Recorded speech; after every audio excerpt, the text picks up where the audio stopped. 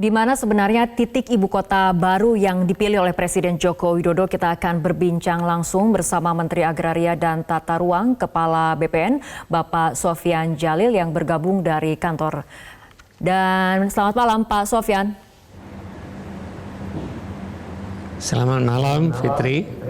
Ya Pak Sofyan, dalam pidato kenegaraan Presiden Jokowi menyampaikan rencana pemindahan ibu kota negara ke Pulau Kalimantan. Betulkah lokasi yang dipilihnya adalah Kalimantan Timur?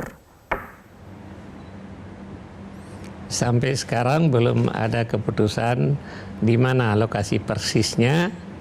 Mana tahu doa tadi mungkin dikabulkan oleh Tuhan. Ya. Kalau doa tadi dikabulkan barangkali di Kalimantan Timur. Tapi sampai sekarang keputusan belum diputuskan oleh Bapak Presiden. Oke, Pak Sofyan, bagaimana dengan anggaran? Karena Presiden tadi sempat mengatakan akan sekecil mungkin menggunakan APBN. Artinya skema pendanaan ataupun pembiayaannya akan seperti apa? Pembiayaan kita mengenal ada yang proyek pemerintah sepenuhnya, tapi ada juga proyek kerjasama KPBU istilahnya, kerjasama pemerintah dan badan usaha. Badan usaha ini bisa BUMN, bisa swasta. Jadi mungkin yang harus dibangun oleh pemerintah ada infrastruktur dasar termasuk gedung-gedung pemerintah. Sedangkan yang lainnya bisa dilakukan dengan pendekatan komersial. Misalnya nanti yang paling desain ibu kota itu bagus, kemudian kota taman, banyak hutan, jalan-jalan mungkin besar, kemudian ada tempat bersepeda, ada orang untuk jalan kaki. Barangkali nanti orang-orang Jakarta dan kota-kota besar akan pindah ke sana untuk mendapatkan udara yang segar, lingkungan yang menyenangkan.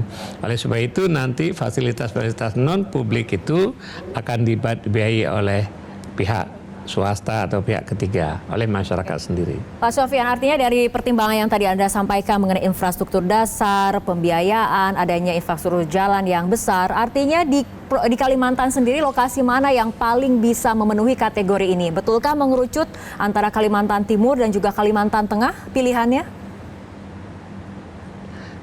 Sekarang kan masih yang dikomunikasikan adalah Kalimantan Tengah dan atau Kalimantan Timur. Keputusan nanti akan diputuskan oleh Bapak Presiden di mana Pak Presiden sudah pergi melihat dua daerah tersebut, ya. Dan Presiden dalam rapat terakhir mengatakan saya karena di Kalimantan Timur juga masih ada lokasi yang di dua tempat yang berbeda misalnya. Jadi Kalimantan Tengah satu tempat, di Kalimantan Timur di dua tempat. Oleh sebab itu nanti keputusan akan diumumkan oleh Pak Presiden. Pak Sofyan, Presiden tadi menyatakan memang pemindahan ibu kota akan dipindahkan ke Pulau Kalimantan. Lokasinya memang masih belum spesifik di Kalimantan ataupun provinsi mana yang nantinya akan dipilih. Nah, ini bagaimana agar menghindari adanya konflik agraria ataupun spekulan-spekulan tanah pasca adanya rencana pemindahan ibu kota ini ke Kalimantan? Yang pertama bahwa sebagian besar tanah yang kita usahakan adalah tanah negara. Jadi dengan demikian spekulan kita harap akan gigit jari, ya, dan kita akan mendorong dan mencegah spekulan melakukan spekulasi karena spekulasi itu tidak menciptakan nilai tambah. Begitu keputusan sudah dibuat oleh Pak Presiden, nanti kita akan menggunakan mekanisme misalnya melakukan pembekuan freeze terhadap tanah yang akan jadi ibu kota negara.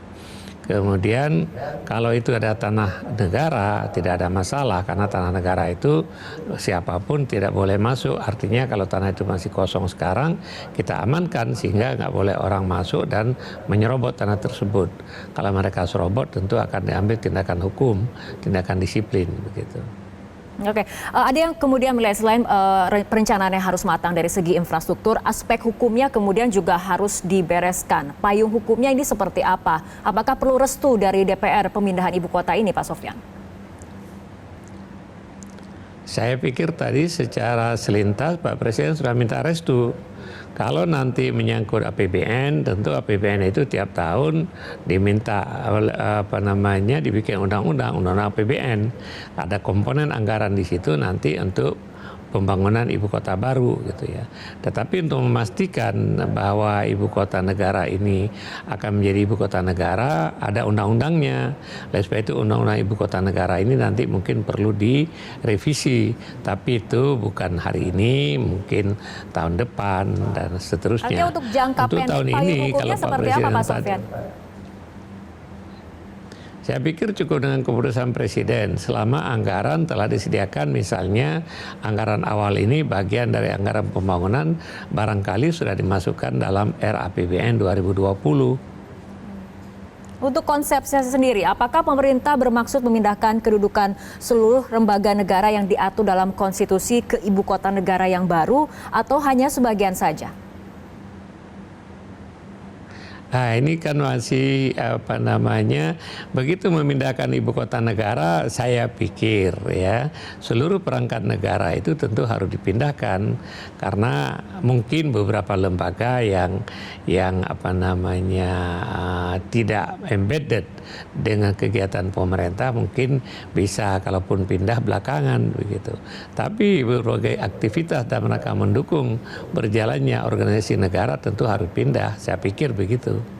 Oke, kita lihat dari segi tantangan dari segi lingkungan sendiri. Ada yang melihat apakah pembangunan ibu kota baru, terutama nanti apabila dibangun di Kalimantan, akan kemudian mengganggu ataupun mengurangi keberadaan hutan lindung? Wah, Kalimantan itu ada pulau kita yang paling besar, begitu ya. Dan hutannya itu masih sangat-sangat banyak. Oleh sebab itu, kalaupun misalnya maksimum dalam jangka panjang, luas ibu kota itu paling-paling sekitar 300.000 hektar. Itu adalah sebuah titik dari dalam sebuah danau, artinya tidak akan mengganggu masalah hutan tersebut.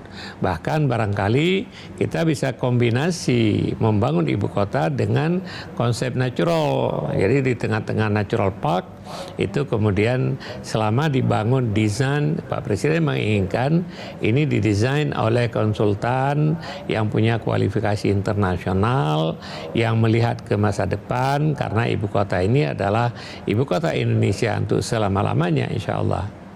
Oke, baik Pak Sofyan, 16 Agustus ini Presiden Jokowi menyampaikan secara resmi rencana pemindahan ibu kota negara ke Pulau Kalimantan. Namun kapan persisnya lokasi spesifik di Kalimantan akan diumumkan sebagai calon ibu kota negara yang baru? Karena seperti saya sebutkan tadi, Pak Presiden mengatakan nanti beliau akan lihat lagi ke lapangan. Karena Presiden Jokowi itu sangat percaya tentang the power of seeing. Seeing is believing, ya. Laporan itu bagus, tetapi kalau lihat di lapangan punya sense, ya.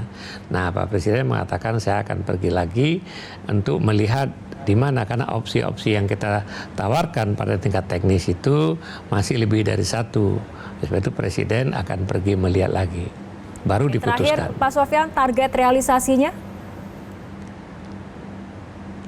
Target realisasinya barangkali dalam 5 tahun paling sedikit gedung-gedung utama fungsi-fungsi pemerintah itu harusnya sudah selesai barangkali, ya kan. Tetapi nanti tentu realisasinya sangat tergantung berbagai variabel. Barangkali ambisiusnya Presiden atau aktivitas pemerintah mulai mungkin pada akhir pemerintah Pak Jokowi mungkin, ya kan, sangat tergantung bagaimana realisasi. Nah, oleh sebab itu yang paling penting dibangun adalah core ibu kota. Kemudian enlargement, perluasan, support ibu kota negara baru itu bisa belakangan. Kalau misalnya tadi luas ibu kota wilayahnya sekitar 300.000 hektar, misalnya untuk core-nya pertama mungkin sekitar 2.000-3.000 hektar aja. Oke, baik, kita tunggu pengumuman berikutnya mengenai lokasi spesifik dari ibu kota negara yang baru. Terima kasih Pak Sofyan Djalil, Menteri Agraria dan Tata Ruang Kepala BPN, telah bergabung bersama kami malam hari ini dalam Prime Time News. Dibangun adalah core ibu kota. Kemudian enlargement, perluasan, support ibu kota negara baru itu bisa belakangan.